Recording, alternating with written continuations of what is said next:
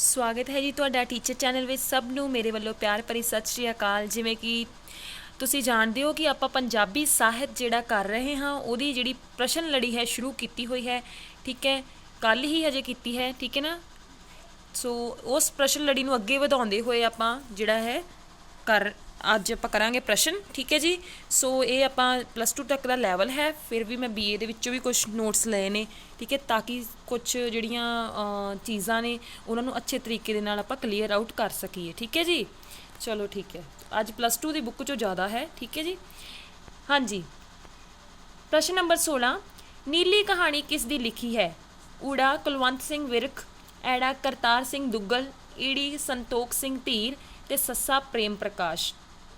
ਸੋ ਇਸ ਦਾ correct option ਕੀ ਹੈ? ਤੁਸੀਂ ਵੀ ਮਨ 'ਚ ਸੋਚ ਲਿਆ ਕਰੋ, ਫਿਰ ਦੇਖਿਆ ਕਰੋ ਕਿ ਤੁਹਾਡੇ ਕਿੰਨੇ ਮਾਰਕਸ ਬਣਦੇ ਆ। ਠੀਕ ਹੈ ਨਾ।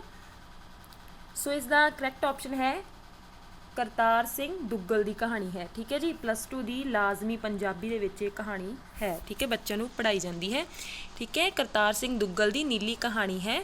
ਠੀਕ ਹੈ ਜੀ, ਬਹੁਤ ਅੱਛੀ ਕਹਾਣੀ ਹੈ ਇਹ। ਪ੍ਰਸ਼ਨ ਨੰਬਰ 17, ਆਪਣਾ ਦੇਸ਼ ਕਹਾਣੀ ਕਿਸ ਦੀ ਰਚਨਾ ਹੈ? ਊੜਾ ਕੁਲਵੰਤ ਸਿੰਘ ਵਿਰਕ, ਐੜਾ ਸੰਤੋਖ ਸਿੰਘ ਧੀਰ, ਈੜੀ ਬਲਵੰਤ ਗਾਰਗੀ, ਸੱਸਾ ਵਰਿਆਮ ਸੰਧੂ। ਸੋ ਇਹ ਕਹਾਣੀ ਕਿਸ ਦੀ ਹੈ? ਇਸ ਦਾ ਕਰੈਕਟ ਆਪਸ਼ਨ ਹੈ ਜੀ ਸੰਤੋਖ ਸਿੰਘ ਧੀਰ। ਠੀਕ ਹੈ ਜੀ, ਸੰਤੋਖ ਸਿੰਘ ਧੀਰ ਜੀ ਨੇ ਇਹ ਜਿਹੜੀ ਕਹਾਣੀ ਹੈ ਆਪਣਾ ਦੇਸ਼ ਕਹਾਣੀ ਦੀ ਰਚਨਾ ਕੀਤੀ ਹੈ। ਠੀਕ ਹੈ ਜੀ। ਅਗਲਾ ਕੁਐਸਚਨ ਦੇਖੋ, ਪ੍ਰਸ਼ਨ ਨੰਬਰ 18, ਮਾੜਾ ਬੰਦਾ ਕਹਾਣੀ ਦਾ ਲੇਖਕ ਕੌਣ ਹੈ? ਹਾਂਜੀ, ਊੜਾ ਆਪਸ਼ਨ ਕੁਲਵੰਤ ਸਿੰਘ ਵਿਰਕ, ਐੜਾ ਮੋਹਨ ਭੰਡਾਰੀ, ਈੜੀ ਵਰਿਆਮ ਸੰਧੂ ਤੇ ਸੱਸਾ ਪ੍ਰੇਮ ਪ੍ਰਕਾਸ਼। ਸੋ ਦੇਖੋ ਇਸ ਦਾ ਕਰੈਕਟ ਆਪਸ਼ਨ ਕੀ ਹੈ? ਇਹ ਹੈ ਜੀ ਪ੍ਰੇਮ ਪ੍ਰਕਾਸ਼। ਇਹ ਵੀ +2 ਦੀ ਜਿਹੜੀ ਲਾਜ਼ਮੀ ਪੰਜਾਬੀ ਦੀ ਬੁੱਕ ਹੈ ਉਸ ਵਿੱਚ ਦਰਜ ਹੈ, ਬੱਚੇ ਪੜ੍ਹਦੇ ਹਨ। ਠੀਕ ਹੈ ਜੀ। ਸੋ ਆਪਾਂ ਨੂੰ ਤਾਂ ਫਿਰ ਇਹਨਾਂ ਦੇ ਬਾਰੇ ਪਤਾ ਹੀ ਹੋਣਾ ਚਾਹੀਦਾ, ਆਪਣਾ ਤਾਂ ਜਿਹੜਾ ਕੰਪੀਟੀਟਿਵ ਐਗਜ਼ਾਮ ਹੈ। ਠੀਕ ਹੈ ਜੀ। ਅਗਲਾ ਕੁਐਸਚਨ ਹੈ ਪ੍ਰਸ਼ਨ ਨੰਬਰ 19, ਨਿਮਨ ਲਿਖਤ ਵਿੱਚੋਂ ਕਿਹੜੀ ਕਹਾਣੀ ਗੁਲਜ਼ਾਰ ਸਿੰਘ ਸੰਧੂ ਦੀ ਲਿਖੀ ਹੋਈ ਹੈ? ਊੜਾ ਸਾਂਝ, ਐੜਾ ਪਵਿੱਤਰ ਪਾਪੀ, ਈੜੀ ਕੱਲੋ, ਸੱਸਾ ਘਰ ਜਾ ਆਪਣੇ। ਸੋ ਇਸ ਦਾ ਕਰੈਕਟ ਆਪਸ਼ਨ ਕੀ ਹੈ? ਇਸ ਦਾ ਕਰੈਕਟ ਆਪਸ਼ਨ ਹੈ ਘਰ ਜਾ ਆਪਣੇ। ਠੀਕ ਹੈ ਜੀ, ਸੱਸਾ ਇਹਦਾ ਕਰੈਕਟ ਆਪਸ਼ਨ ਹੈ। ਇੱਥੇ ਹੀ ਤੁਹਾਨੂੰ ਦੱਸ ਦੇਵਾਂ ਕਿ ਜਿਹੜੀ ਸਾਂਝ ਕਹਾਣੀ ਹੈ ਇਹ ਜਿਹੜੀਆਂ ਇਹ 3 ਰਾਈਟਰਸ ਨੇ ਲਿਖੀ ਹੋਈ ਹੈ। ਠੀਕ ਹੈ, ਉਹਨਾਂ ਵਿੱਚੋਂ ਇੱਕ ਹੈ ਆਪਣੇ ਸੁਜਾਨ ਸਿੰਘ। ਠੀਕ ਹੈ ਜੀ। ਵਰਿਆਮ ਸੰਧੂ ਜੀ ਨੇ ਵੀ ਲਿਖੀ ਹੈ ਇਹ ਕਹਾਣੀ। ਠੀਕ ਹੈ ਜੀ। ਤੇ ਠੀਕ ਹੈ ਜੀ, ਵਰਿਆਮ ਸੰਧੂ, ਸੁਜਾਨ ਸਿੰਘ, ਇੱਕ ਨਾਮ ਮੈਨੂੰ ਭੁੱਲ ਗਿਆ ਹੈ। ਠੀਕ ਹੈ ਜੀ। ਇਹ ਕਹਾਣੀ ਨਾਲ ਹੀ ਨੋਟ ਕਰ ਲਓ। ਵੈਸੇ ਆਪਣਾ ਕਰੈਕਟ ਆਪਸ਼ਨ ਤਾਂ ਘਰ ਜਾ ਆਪਣੇ ਹੈ, ਜਿਹੜੀ ਗੁਲਜ਼ਾਰ ਸਿੰਘ ਸੰਧੂ ਦੀ ਲਿਖੀ ਹੋਈ ਹੈ। ਠੀਕ ਹੈ, ਜਿਹੜੀ ਸਾਂਝ ਕਹਾਣੀ ਹੈ ਇਹ +2 ਦੀ 12ਵੀਂ ਦੀ ਜਿਹੜੀ ਲਾਜ਼ਮੀ ਪੰਜਾਬੀ ਦੀ ਬੁੱਕ ਹੈ ਉਹਦੇ ਵਿੱਚ ਦਰਜ ਹੈ, ਬੱਚੇ ਪੜ੍ਹਦੇ ਹਨ। ਠੀਕ ਹੈ, ਸੁਜਾਨ ਸਿੰਘ ਦੀ ਹੈ। ਪਵਿੱਤਰ ਪਾਪੀ ਜਿਹੜਾ ਹੈ ਇਹ ਕਹਾਣੀ ਨਹੀਂ ਹੈ, ਇਹ ਨਾਵਲ ਹੈ। ਠੀਕ ਹੈ ਜੀ, ਇਹ ਕੀ ਹੈ? ਨਾਵਲ ਹੈ ਪਵਿੱਤਰ ਪਾਪੀ। ਠੀਕ ਹੈ ਜੀ, BA ਦੇ ਵਿੱਚ ਲੱਗਿਆ ਹੁੰਦਾ ਸੀ। ਠੀਕ ਹੈ, ਹੁਣ ਵੀ ਸ਼ਾਇਦ ਹੋਵੇਗਾ। ਕੱਲੋ ਕਹਾਣੀ ਹੈ। ਠੀਕ ਹੈ ਜੀ, ਇਹ ਨਾਨਕ ਸਿੰਘ ਦੀ ਲਿਖੀ ਹੋਈ ਹੈ। ਠੀਕ ਹੈ ਜੀ, ਕੱਲੋ ਕਹਾਣੀ। ਠੀਕ ਹੈ, ਤੇ ਘਰ ਜਾ ਆਪਣੇ ਤਾਂ ਆਪਾਂ ਹੁਣ ਕਰ ਹੀ ਲਈ ਹੈ। ਕਿਹਨਾਂ ਦੀ ਹੈ? ਗੁਲਜ਼ਾਰ ਸਿੰਘ ਸੰਧੂ ਦੀ। ਠੀਕ ਹੈ ਜੀ। ਪਵਿੱਤਰ ਪਾਪੀ ਬਹੁਤ ਅੱਛਾ ਨਾਵਲ ਹੈ, ਕਿਤੇ ਵਕਤ ਲੱਗਾ ਤਾਂ ਪੜ੍ਹਨਾ ਜ਼ਰੂਰ। ਪ੍ਰਸ਼ਨ ਨੰਬਰ 20, ਸਤਿਆ ਸਈ ਰਚਨਾ ਕਿਹੜੀ ਸਾਹਿਤਕ ਵਿਧਾ ਹੈ? ਠੀਕ ਹੈ, ਸਾਹਿਤਕ ਵਿਧਾ ਦਾ ਭਾਵ ਕੀ ਹੁੰਦਾ? ਸਾਹਿਤਕ ਵਿਧਾ ਹੁੰਦਾ ਕਿ ਮਤਲਬ ਕਹਾਣੀ ਹੈ, ਕਵਿਤਾ ਹੈ, ਜੀਵਨੀ ਹੈ, ਨਾਵਲ ਹੈ, ਸਫ਼ਰਨਾਮਾ ਹੈ, ਸਵੈ ਜੀਵਨੀ ਹੈ। ਠੀਕ ਹੈ ਨਾ, ਰੇਖਾ ਚਿੱਤਰ ਹੈ, ਕੀ ਹੈ? ਠੀਕ ਹੈ ਨਾ। ਸੋ ਊੜਾ ਆਪਸ਼ਨ ਹੈ ਕਵਿਤਾ, ਐੜਾ ਕਹਾਣੀ, ਈੜੀ ਜੀਵਨੀ, ਸੱਸਾ ਨਾਵਲ। ਠੀਕ ਹੈ ਜੀ। ਸੋ ਸਤਿਆ ਸਈ ਜਿਹੜੀ ਇਹ ਰਚਨਾ ਹੈ ਕੀ ਹੈ? ਕਹਾਣੀ ਹੈ। ਠੀਕ ਹੈ, ਇਸ ਦਾ ਕਰੈਕਟ ਆਪਸ਼ਨ ਹੈ ਕਹਾਣੀ। ਇਹ ਵੀ 12ਵੀਂ ਕਲਾਸ ਦੀ ਬੁੱਕ ਦੇ ਵਿੱਚ ਲਾਜ਼ਮੀ ਪੰਜਾਬੀ ਦੇ ਵਿੱਚ ਦਰਜ ਹੈ। ਠੀਕ ਹੈ ਜੀ। ਸੋ ਆਪਾਂ ਨੂੰ ਇਹਨਾਂ ਦੇ ਰਾਈਟਰਸ ਜੋ ਇਹਨਾਂ ਬਾਰੇ ਯਾਦ ਹੋਣਾ ਚਾਹੀਦਾ ਹੈ। ਠੀਕ ਹੈ ਨਾ, ਆਪਣਾ ਪੰਜਾਬੀ ਸਾਹਿਤ ਉੱਥੋਂ ਤੱਕ ਹੈ। ਠੀਕ ਹੈ ਜੀ। ਔਰ ਮੈਂ ਤੁਹਾਨੂੰ ਦੱਸ ਦੇਵਾਂ ਕਿ ਇਹ ਜਿਹੜੀ ਹੈ ਦਲੀਪ ਕੌਰ ਟਿਵਾਣਾ ਜੀ ਦੀ ਲਿਖੀ ਹੋਈ ਹੈ। ਠੀਕ ਹੈ ਜੀ, ਦਲੀਪ ਕੌਰ ਟਿਵਾਣਾ ਜੀ ਦੀ ਇਹ ਜਿਹੜੀ ਕਹਾਣੀ ਆ ਲਿਖੀ ਹੋਈ ਹੈ ਸਤਿਆ ਸਈ। ਠੀਕ ਹੈ ਜੀ। ਓਕੇ ਜੀ। ਅਗਲਾ ਕੁਐਸਚਨ ਦੇਖੋ, ਪ੍ਰਸ਼ਨ ਨੰਬਰ 21, ਆਪਣੇ ਆਪਣੇ ਥਾਂ ਸਭ ਚੰਗੇ ਕਹਾਣੀ ਰਚਨਾ ਕਿਸ ਦੀ ਹੈ? ਊੜਾ ਸ਼੍ਰੀਮਤੀ ਅਮਰਤਾ ਪ੍ਰੀਤਮ, ਐੜਾ ਦਲੀਪ ਕੌਰ, ਈੜੀ ਪ੍ਰਭਜੋਤ ਕੌਰ, ਸੱਸਾ ਅਜੀਤ ਕੌਰ। ਠੀਕ ਹੈ ਜੀ। ਸੋ ਇਸ ਦਾ ਕਰੈਕਟ ਆਪਸ਼ਨ ਹੈ ਸ਼੍ਰੀਮਤੀ ਅਮਰਤਾ ਪ੍ਰੀਤਮ। ਠੀਕ ਹੈ ਜੀ, ਆਪਣੇ ਆਪਣੇ ਥਾਂ ਸਭ ਚੰਗੇ। ਇਹ ਮੇਰੇ ਖਿਆਲ ਨਾਲ 6ਵੀਂ 7ਵੀਂ ਦੀ ਬੁੱਕ ਦੇ ਵਿੱਚ ਦਰਜ ਹੈ। ਠੀਕ ਹੈ ਨਾ। ਚਲੋ ਜੀ, ਅਗਲਾ ਦੇਖੋ ਪ੍ਰਸ਼ਨ ਨੰਬਰ 12, ਕਰਤਾਰ ਸਿੰਘ ਦੁੱਗਲ ਜੀ ਦੀ ਵਧੇਰੇ ਪ੍ਰਸਿੱਧੀ ਕਿਹੜੀ ਸਾਹਿਤਕ ਵਿਧਾ ਦੀ ਰਚਨਾ ਕਰਕੇ ਹੋਈ ਹੈ? ਠੀਕ ਹੈ ਜੀ, ਊੜਾ ਇਕਾਂਗੀ, ਐੜਾ ਸਵੈ ਜੀਵਨੀ, ਈੜੀ ਨਾਵਲ, ਸੱਸਾ ਕਹਾਣੀਕਾਰ। ਠੀਕ ਹੈ ਜੀ, ਸੌਰੀ ਕਹਾਣੀ। ਇਸ ਦਾ ਕਰੈਕਟ ਆਪਸ਼ਨ ਹੈ ਕਹਾਣੀ। ਠੀਕ ਹੈ ਜੀ, ਕਰਤਾਰ ਸਿੰਘ ਦੁੱਗਲ ਦੀ ਜਿਹੜੀ ਜ਼ਿਆਦਾ ਪ੍ਰਸਿੱਧੀ ਹੈ ਉਹ ਕਹਾਣੀ ਕਰਕੇ ਹੋਈ ਹੈ, ਕਹਾਣੀਕਾਰ ਵਜੋਂ ਹੋਈ ਹੈ। ਠੀਕ ਹੈ ਜੀ, ਵੈਸੇ ਇੱਥੇ ਮੈਂ ਤੁਹਾਨੂੰ ਦੱਸ ਦੇਵਾਂ ਕਿ ਬੁੱਕ ਦੇ ਵਿੱਚ ਜਦੋਂ ਆਪਾਂ ਪੜ੍ਹਦੇ ਹਾਂ ਤਾਂ ਉੱਥੇ ਸਾਨੂੰ ਲਿਖਿਆ ਮਿਲਦਾ ਆ ਕਿ ਇਹ ਸਾਰਾ ਕੁਝ 12ਵੀਂ ਕਲਾਸ ਦੀ ਬੁੱਕ 'ਚ ਆ। ਠੀਕ ਹੈ ਜੀ, ਲਾਜ਼ਮੀ ਪੰਜਾਬੀ 'ਚ ਉੱਥੇ ਲਿਖਿਆ ਕਿ ਉਹ ਇਕਾਂਗੀ ਮਤਲਬ ਇਕਾਂਗੀ ਵਿੱਚ ਵੀ ਸੀਗੇ, ਇਕਾਂਗੀ ਵੀ ਲਿਖਦੇ ਸੀ। ਠੀਕ ਹੈ ਨਾ, ਇਕਾਂਗੀਕਾਰ ਵੀ ਆ, ਸਵੈ ਜੀਵਨੀ ਵੀ ਉਹਨਾਂ ਨੇ ਲਿਖੀ ਹੋਈ ਹੈ ਔਰ ਨਾਵਲ ਵੀ ਲਿਖਦੇ, ਪਰ ਜ਼ਿਆਦਾ ਪਬਲਿਸਿਟੀ ਜਿਹੜੀ ਉਹਨਾਂ ਦੀ ਜ਼ਿਆਦਾ ਹੀ ਉਹਨਾਂ ਨੂੰ ਜ਼ਿਆਦਾ ਫੇਮਸ ਜਿਹੜੇ ਹੋਏ ਆ ਉਹ ਕਹਾਣੀਕਾਰ ਦੇ ਵਜੋਂ ਹੋਏ ਆ। ਠੀਕ ਹੈ ਜੀ, ਅਗਲਾ ਕੁਐਸਚਨ ਪ੍ਰਸ਼ਨ ਨੰਬਰ 23, ਕਿਹੜਾ ਸੁਜਾਨ ਸਿੰਘ ਦਾ ਕਹਾਣੀ ਸੰਗ੍ਰਹਿ ਨਹੀਂ ਹੈ?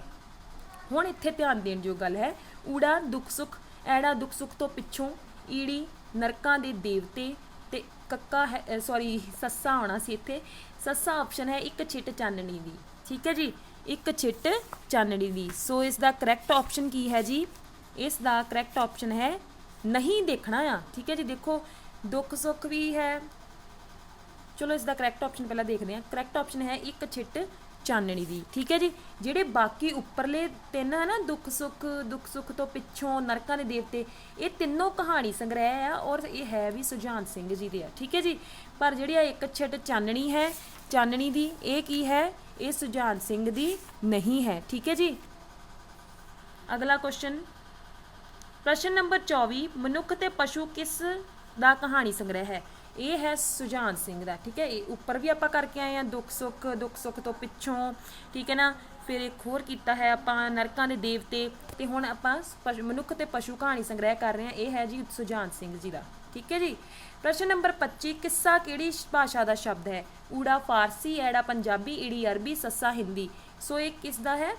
ਅਰਬੀ ਭਾਸ਼ਾ ਦਾ ਸ਼ਬਦ ਹੈ। ਠੀਕ ਹੈ ਜੀ, ਅਗਲਾ ਪ੍ਰਸ਼ਨ ਨੰਬਰ 26, ਡਾਕਟਰ ਮੋਹਨ ਸਿੰਘ ਦੀਵਾਨਾ ਪੰਜਾਬੀ ਸਾਹਿਤ ਦਾ ਆਰੰਭ ਕਿਹੜੀ ਸਦੀ ਤੋਂ ਮੰਨਦੇ ਹਨ? ਠੀਕ ਹੈ ਜੀ, ਦੇਖੋ ਜੀ ਵੱਖ-ਵੱਖ ਵਿਦਵਾਨਾਂ ਨੇ ਪੰਜਾਬੀ ਸਾਹਿਤ ਦੇ ਆਰੰਭ ਬਾਰੇ ਜਿਹੜੇ ਆ ਉਹ ਆਪਣੀਆਂ ਜਿਹੜੀਆਂ ਖੋਜਾਂ ਕਰਕੇ ਦੱਸਿਆ ਹੈਗਾ ਆ। ਠੀਕ ਹੈ ਜੀ, ਤੇ ਸੋ ਉਹਨਾਂ ਵਿੱਚੋਂ ਇੱਕ ਵਿਦਵਾਨ ਨੇ ਡਾਕਟਰ ਮੋਹਨ ਸਿੰਘ ਦੀਵਾਨਾ।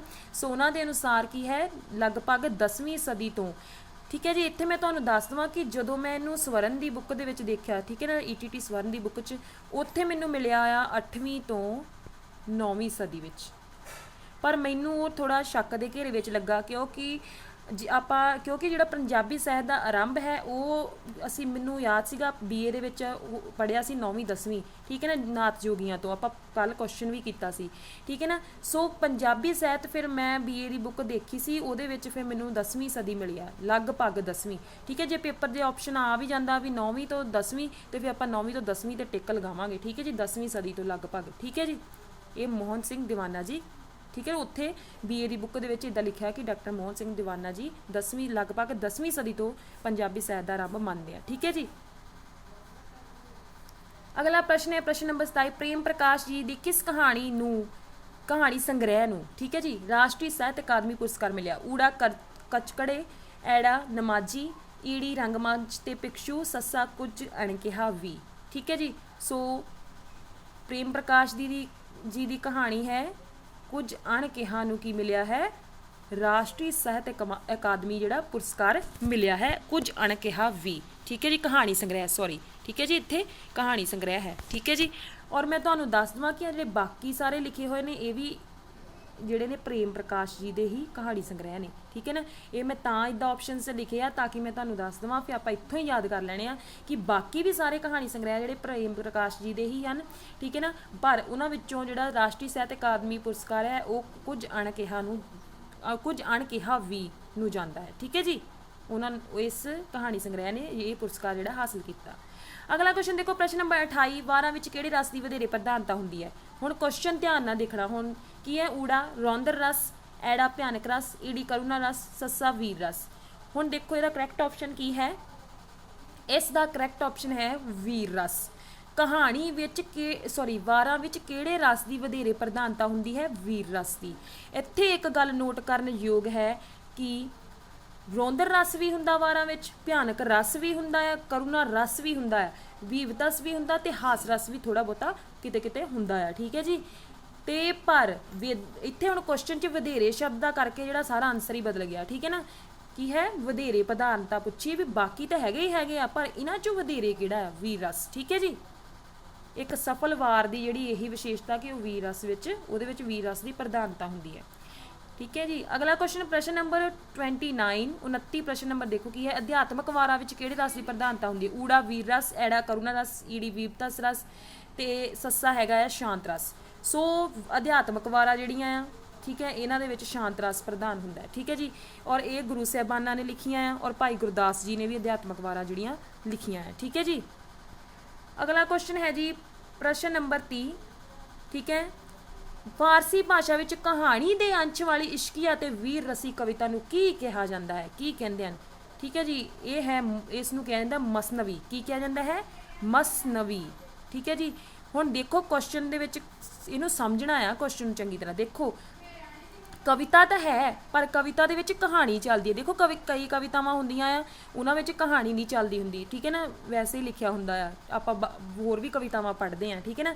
ਪਰ ਕੁਝ ਕਵਿਤਾਵਾਂ ਇੱਦਾਂ ਦੀਆਂ ਹੁੰਦੀਆਂ ਆ, ਕੁਝ ਕਾਵਿਕ ਰਚਨਾਵਾਂ ਇੱਦਾਂ ਦੀਆਂ ਹੁੰਦੀਆਂ ਜਿਨ੍ਹਾਂ ਵਿੱਚ ਇੱਕ ਕਹਾਣੀ ਚੱਲਦੀ ਹੁੰਦੀ ਆ। ਸੋ ਉਹਨਾਂ ਨੂੰ ਫਾਰਸੀ ਭਾਸ਼ਾ ਵਿੱਚ ਕੀ ਕਿਹਾ ਜਾਂਦਾ ਹੈ, ਜਿਸ ਕਵਿਤਾ ਵਿੱਚ ਕਹਾਣੀ ਦਾ ਅੰਸ਼ ਮਿਲਦਾ ਉਹਨੂੰ ਕਹਿੰਦਾ ਮਸਨਵੀ। ਔਰ ਇਹਦੇ ਵਿੱਚ ਕੀ ਆ, ਜਿਹੜੀ ਕਹਾਣੀ ਅੰਸ਼ ਇਸ਼ਕੀਆ ਵਾਲੀ, ਠੀਕ ਹੈ ਨਾ, ਕਹਾਣੀ ਜਿੱਦਾਂ ਮਤਲਬ ਇਸ਼ਕੀਆ ਕਹਾਣੀ ਵਾਲੀ ਨੂੰ ਕੀ ਕਹਿੰਦੇ ਆ, ਕਿੱਸਾ ਕਹਿੰਦੇ ਆ, ਤੇ ਵੀਰ ਰਸ ਨੂੰ ਵਾਰ ਕਹਿੰਦੇ ਆ। ਇਹ ਵੀ ਯਾਦ ਰੱਖਣਾ, ਆ 2 ਪੁਆਇੰਟ ਨੋਟ ਕਰ ਲੈਣੇ, ਠੀਕ ਹੈ ਨਾ। ਜਿਹਦੇ ਵਿੱਚ ਪ੍ਰੇਮ ਪ੍ਰੀਤ ਕਹਾਣੀਆਂ, ਪ੍ਰੇਮ ਇਸ਼ਕ ਦੀਆਂ ਗੱਲਾਂ ਹੁੰਦੀਆਂ, ਠੀਕ ਹੈ। ਉਹ ਕਹਾਣੀ ਜਿੱਦਾਂ ਹੁਣ ਹੀਰ ਰਾਂਝਾ ਹੋ ਗਿਆ, ਹੀਰ ਰਾਂਝੇ ਦੇ ਕਿੱਸੇ ਦੇ ਦੇਖੋ, ਕਿੱਸਾ ਕਹਾਣੀ 'ਚ ਤਾਂ ਨਹੀਂ ਨਾ ਲਿਖਿਆ ਹੋਇਆ, ਕਿੱਸਾ ਹੈ, ਕਵਿਤਾ ਦੇ ਰੂਪ 'ਚ ਲਿਖਿਆ ਆ ਔਰ ਉਹਦੇ ਵਿੱਚ ਇੱਕ ਕਹਾਣੀ ਚੱਲਦੀ ਆ, ਹੀਰ ਸੀ, ਉਹ ਇੱਦਾਂ ਸਾਰਾ ਕੁਛ ਨਾ ਚੱਲਦਾ ਆ। ਉਹ ਮਤਲਬ ਕੀ ਹੈ, ਉਹ ਹੈ ਕਿੱਸਾ, ਕਿੱਸੇ ਦੇ ਵਿੱਚ ਆ ਜਾਂਦਾ, ਠੀਕ ਹੈ। ਤੇ ਵੀਰ ਦੇ ਵਿੱਚ ਵੀਰ ਰਸ ਦੇਖੋ, ਜਦੋਂ ਹੁਣ ਚੰਡੀ ਦੀ ਵਾਰ ਪੜ੍ਹਦੇ ਹਾਂ ਆਪਾਂ, ਸ਼੍ਰੀ ਗੁਰੂ ਗੋਬਿੰਦ ਸਿੰਘ ਜੀ ਦੀ ਰਚਨਾ ਹੈ, ਉਹਦੇ ਵਿੱਚ ਵੀ ਇੱਕ ਕਹਾਣੀ ਚੱਲਦੀ ਆ, ਕਿਵੇਂ ਦੁਰਗਾ ਦੇਵੀ ਤੇ ਜਿਹੜੇ ਉਹ ਰਾਕਸ਼ਸ ਆ ਉਹਨਾਂ ਦਾ ਕਿਵੇਂ ਅੰਤ ਹੁੰਦਾ ਆ, ਠੀਕ ਹੈ ਨਾ। ਉਹ ਕਿੱਦਾਂ ਸ਼ਕਤੀਸ਼ਾਲੀ ਰਾਕਸ਼ਸ ਹੁੰਦੇ, ਦੁਰਗਾ ਦੇਵੀ ਵੀ ਮਤਲਬ ਸ਼ਕਤੀਸ਼ਾਲੀ ਹੈ, ਠੀਕ ਹੈ ਨਾ, ਯੁੱਧ ਹੁੰਦਾ, ਉਹ ਸਾਰੀ ਕਹਾਣੀ ਚੱਲਦੀ ਆ। ਪਰ ਦੇਖੋ ਇਹ 'ਚ ਫਰਕ ਆ, ਜਿਹੜੀ ਇਸ਼ਕੀਆ ਵਾਲੀ ਕਹਾਣੀ ਜਿਹਦੇ ਵਿੱਚ ਪ੍ਰੇਮ ਪਿਆਰ ਇਸ਼ਕ ਵਗੈਰਾ ਦੀ ਗੱਲ ਹੁੰਦੀ ਆ, ਉਸ ਨੂੰ ਕਹਿੰਦੇ ਆ ਕਿੱਸਾ, ਤੇ ਜਿਹਦੇ ਵਿੱਚ ਵੀਰ ਰਸੀ ਕੋਈ ਬਹਾਦਰੀ, ਠੀਕ ਹੈ ਨਾ, ਉਹ ਹੈਗੀ ਵਾਰ। ਇਹੀ ਮੈਂ ਤੁਹਾਨੂੰ ਦੱਸਣ ਲਈ ਇਹ 2 ਪੁਆਇੰਟ ਨੋਟ ਕੀਤੇ ਸੀ, ਠੀਕ ਹੈ ਜੀ। ਠੀਕ ਹੈ ਜੀ, ਤੁਹਾਡਾ ਸਭ ਦਾ ਬਹੁਤ ਬਹੁਤ ਧੰਨਵਾਦ। ਇਸ ਪ੍ਰਸ਼ਨ ਲੜੀ ਨਾਲ ਜੁੜਨ ਲਈ ਚੈਨਲ ਨੂੰ ਸਬਸਕ੍ਰਾਈਬ ਕਰ ਲੈਣਾ ਔਰ ਵੀਡੀਓ ਨੂੰ ਲਾਈਕ ਤੇ ਸ਼ੇਅਰ ਕਰ ਦੇਣਾ, ਠੀਕ ਹੈ ਜੀ।